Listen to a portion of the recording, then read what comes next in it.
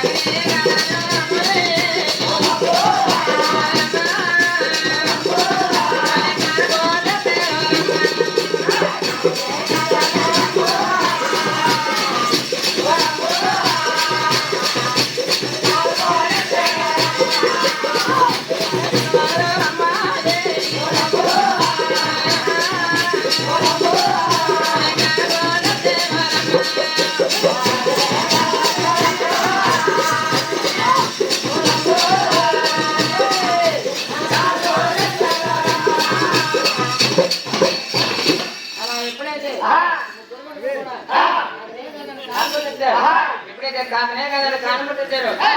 ఆ చెట్టు కూడా ముగ్గురు కొడుకులకి రాజ్యాలు పంచి పెట్టుకుపోయిందా. పెద్దవాడు బ్రహ్మదేవుడు కూడా బ్రహ్మపట్నాలు, రెండోవాడు విష్ణుమూర్తి, విష్ణుమూర్తి కూడా వేరపాల సముద్రాలు, ఈ చోట కూడా అలా కైలాస పట్నాలు చెప్పుకుపోయిందా.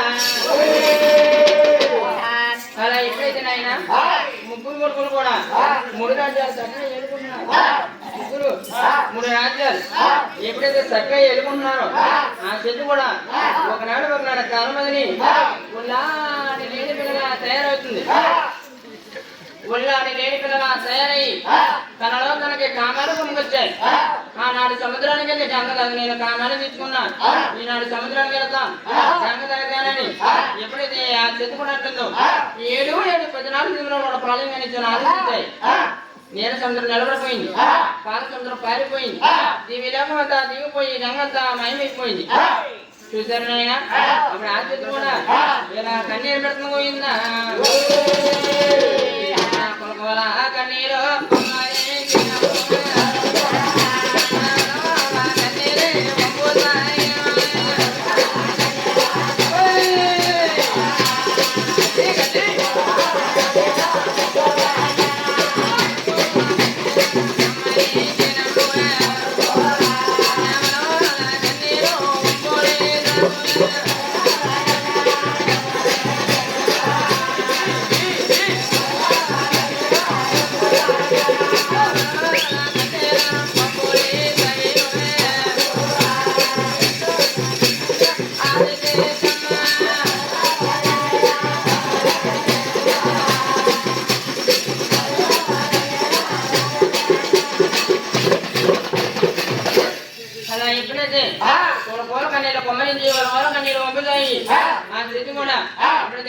సముద్రానికి వెళ్ళిపోయిందో అప్పుడు చూడగా పెద్దవాడైన బ్రహ్మదేవుడి దగ్గరకు వచ్చి ఉంటుంది, బాబు బ్రహ్మదేవుడా నీవైనా సరే నాకు కామాలు చెప్తున్నారు.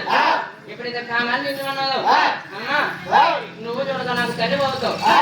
తల్లితో పొందితే తల్లితో సరసాలు ఆడితే ముందు కాలంలో కలియుగం పుడుతుంది. కలియుగంలో నల్లు పుడతారు, వాళ్ళు కాకినాడు ప్రజలు కళ్ళు నడుతారు, నిప్పులాంటి ప్రజలు నిందలేస్తారు. కొనో నిందలు నేను మొయ్యలేనమ్మని మా తల్లి మీ